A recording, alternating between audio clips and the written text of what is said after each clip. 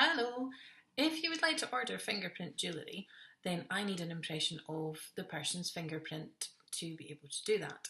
Now, you can either make an appointment and come and see me and I'll take that print for you, no bother. But if you live further away or you've decided to buy a charm on my website, then I can post the kit out to you.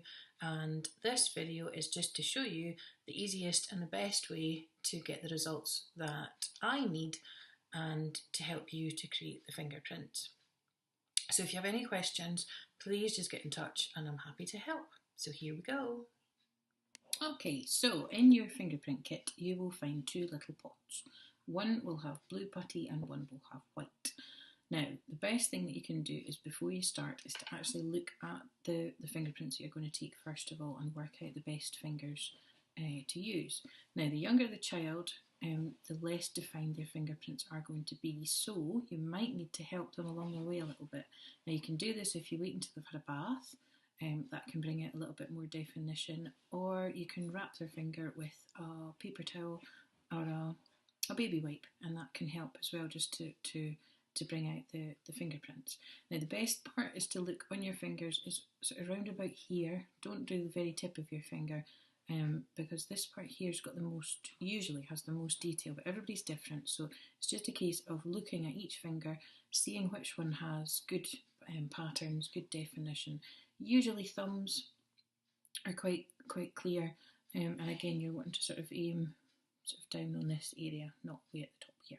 Okay, so once you've decided which ones you think are the best, I would suggest that you take your blue putty first of all and just use it by itself. So take it out, give it a wee squish about, and then just use that to press onto each of the fingers and have a little look at what you see the impression looking like in the putty, because that's what you're going to see when you take your proper impression.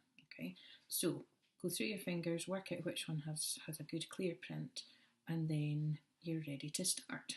So next thing you want to do is take out each of your putties. So you've got your blue putty and you have your white putty. Okay. Now keep your little pots because I need them back again if you could, thanks very much. Now what you want to do is separate each of your colours into 4 separate blobs. Okay.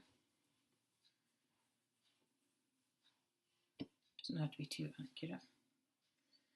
Right, so once you've got each of those sorted out, all you need to do is take one blob of blue, one blob of white, and mix them together.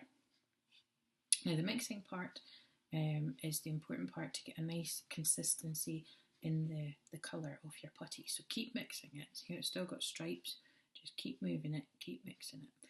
Now as soon as you start to mix the two together, they will start to cure and to combine and begin to set. Now you've still got a few minutes, so you don't have to rush too much. It's better to get it nice and properly mixed.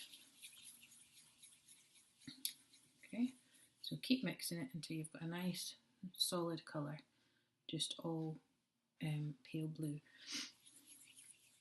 Now again, depending on the age of the child and how cooperative they are, then don't try too soon to take the print while it's still very soft, because what you want to do is for the putty to set on the finger. So if you're taking the print of an adult, then you would just rest your finger onto the putty. It can rest on your hand, or you can put it down on a flat surface, whatever feels most comfortable.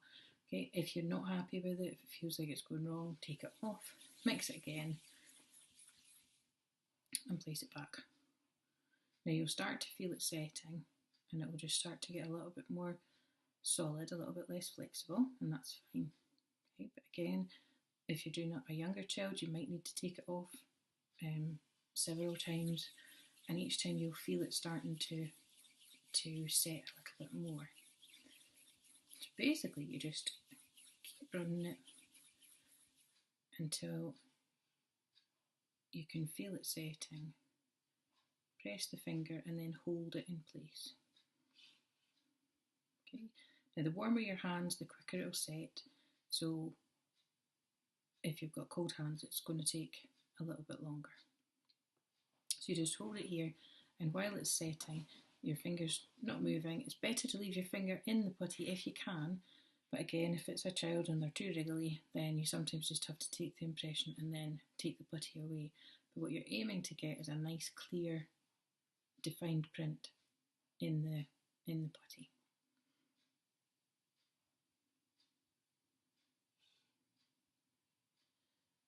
And that one's not quite set, but it's just about.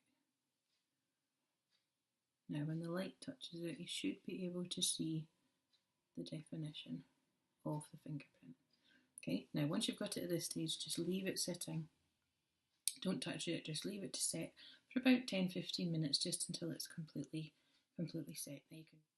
So once you've got your fingerprint and you're happy with it, you can then repeat the process another 3 times, doing the same thing, mix the blobs together, make it nice and smooth, and then take an impression of the finger. If you're not going to do it straight away and you're going to do it another day, combine your white putty, put it back in its pot, take your blue putty, put it back, and make sure your lids are well sealed. Okay, and then you can try it another day. Or if you're going to do them all at once, then just keep going, and then you'll have all the fingerprints taken. Now, regardless to whether you think that they're any good, please just put all your prints that you take back into your little envelope. Make sure you complete the label so that we know that these belong to you. Put your fingerprints in once they've set properly. Put your little pots back in, and then return them to me in your prepaid envelope. Thank you.